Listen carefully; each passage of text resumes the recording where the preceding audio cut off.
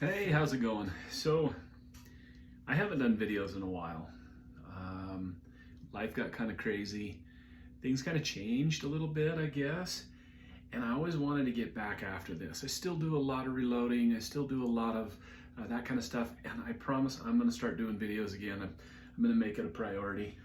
There's so many things that I shared that was fun. I've had such great feedback. I love hearing from people and kind of answering things that I've gone through and struggled through and found good answers for. So I am going to start doing this again. I'm excited about this because what I'm going to do is I'm going to take you through a little journey that I'm going to have this year. So I was lucky enough to draw a Paunsaugunt Muzzleloader deer hunt tag. This is one of the premium tags. I literally took 22 years to draw this tag. I had 22 points. So every year, if you don't draw a tag in Utah, you get a point for that unit. And then the following year, you can put in again and again and again. And as you gain points, you have a lot more likelihood to draw that tag. So this year I drew it. It is a muzzleloader hunt. I haven't muzzleloaded hunted in probably, I don't know, 22 to 25 years. It's been a long time. I probably haven't shot a muzzleloader in at least 20 years. But of course, draw a cool tag, you gotta go buy a rifle, right? So what I ended up finding, I did a lot of research to find one of the best muzzleloaders right now with new technology and what I liked. What I found and I settled on was a CVA Accura. Really excited about this rifle because it's got a little more modern rifle things. It's not your old school flintlock muzzleloader, you know, what everybody thinks about. It is a break action, so you open it up, takes a shotgun primer, and then of course, as a muzzleloader, you load it through the muzzle. It's got some other cool things that I really liked. I really like the stock. It's really lightweight. It's got a free floated barrel, nice adjustable cheek rest. You can really bury your face down into that, and I really like that. It's a good stable platform. And then as far as the sight, I'm kind of excited about the sight. What I did is I found this Leopold sight. And Utah is kind of interesting. Utah, with a muzzleloader, you're not allowed to have any kind of magnification. You can open sights or a red dot, but at 1 power, you can't have any magnification. So this Leopold that I found, it's a Freedom RDS. Basically, it's just a little illuminated red dot. It's got a brightness setting, so I can turn it up, turn it down. But what I liked is it's got an elevation adjustment. So after I sight it in, I can set my dial, and then I can dial on a 1/4 MOA in clicks. So now I can go out, I can sight it in. If I want to push out just a little bit farther, and I know my ballistics, I know how many clicks to add another 50 yards or another 100 yards. Muzzleloader hunt, most likely I'm going to be pretty close, but if I need to, I can reach out just a little bit further. Another thing that's kind of cool about the CVA rifle that I was really impressed with, came with a really nice case. So I like that. Keep it protected, you know, out of the dust, out of the rain, whatever. Just a good case. Comes with a full-length ramrod. Sweet, right? This rifle is one of the only muzzleloaders that your ramrod isn't married underneath your barrel, and I like that for the harmonics of the barrel, the accuracy.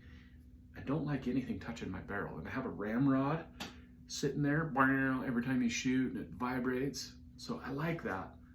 You know, a little different because I got to carry something with me, but they even thought about that. So it actually comes with this nice little kit, this little pack. I can attach it to my pack or my belt, whatever, and it's a fold-out ramrod. So it's easily stowable. I just thought that was pretty cool. So I've got a full-length one if I go to the range. I've got a nice little packable one. And then I've got a few other accessories that I'm going to use with this too.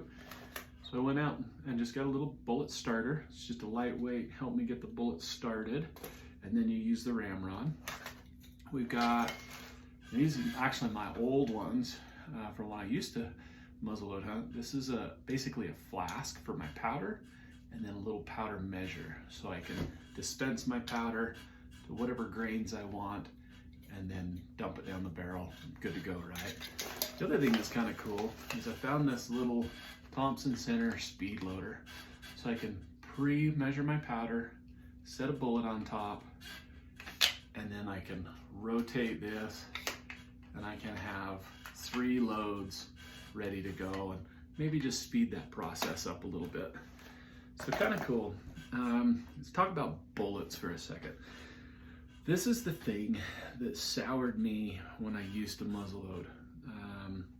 One that I found and that I settled on when I would hunt, and I loved it because it was accurate.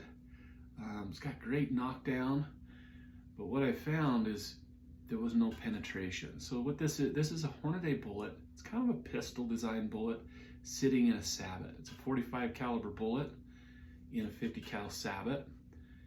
Super accurate, but no penetration. And the last deer that I shot with one of these, I shot it.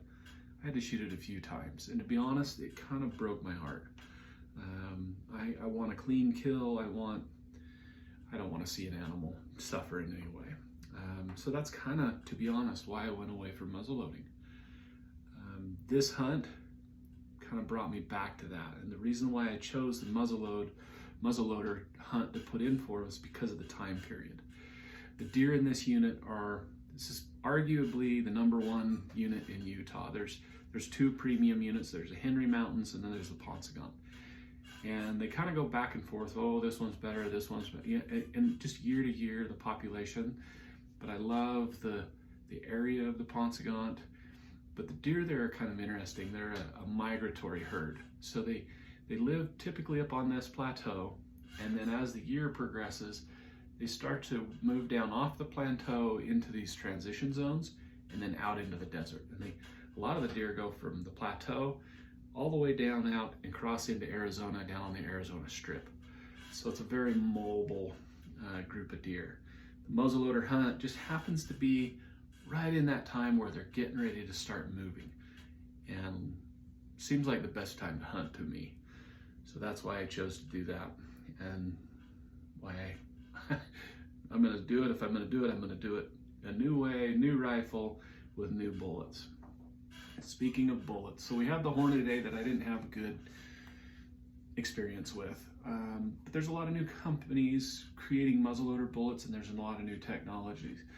This is a Barnes bullet. If you can hopefully see that, it's a boat tail bullet, solid copper, incredible performing. It's 290 grains, so it's a huge bullet. Hits super hard. Excited to try that one.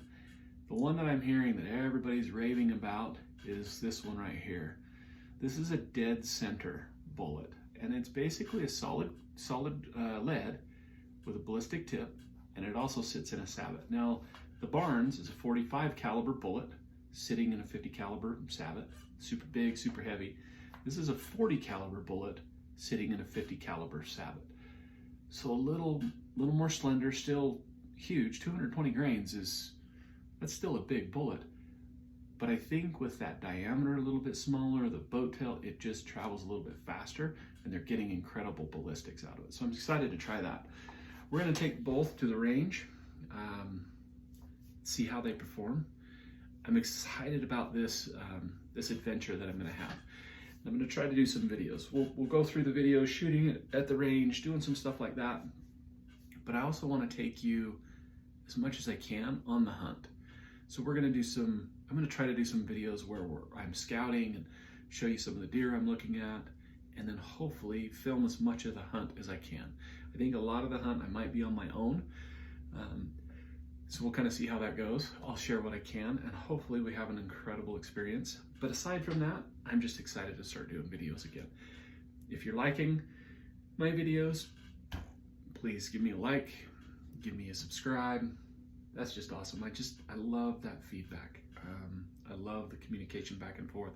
I try to answer comments and questions, and if there's something that I've worked through and I can share a little bit of information that I've gained, I love that. So anyway, we're going to take this to the range, see how she does. We'll see how we do there.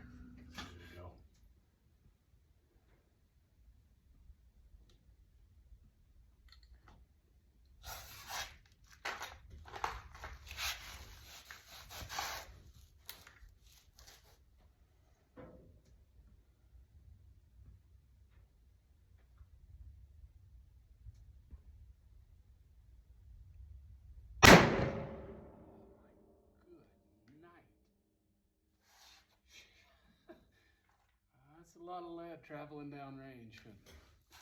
Holy crap. Let's see how that, kind of where we're starting. We got to get this sight all dialed in. Now it's ready to go. All right, let's see if our adjustment, see what our adjustment did.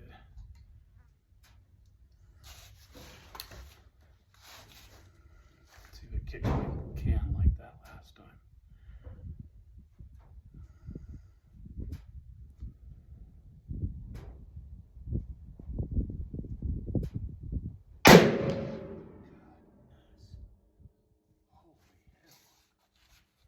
Kicks like a mother.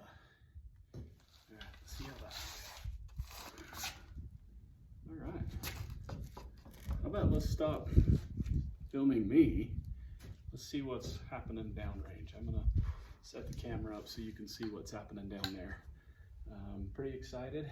That speed was 1963. So, holy crap, I'm 6 feet per second different from shot 1, shot 2, so pretty cool. So this is at 100 yards. You can see my first 2 shots on the top target. First shot, then we made the adjustment, and we're maybe an inch high. So now we've made a little bit of an adjustment. See if we can't drop that down just a hair.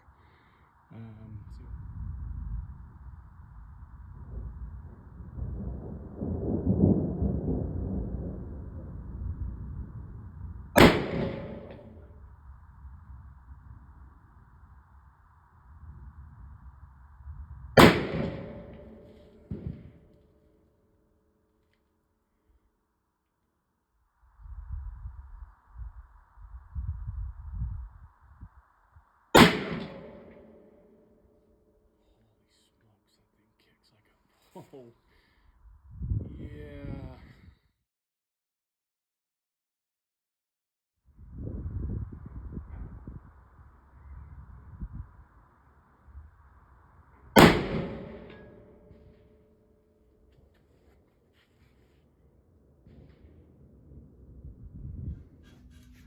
All right, so we're back from the range in my squeaky chair again.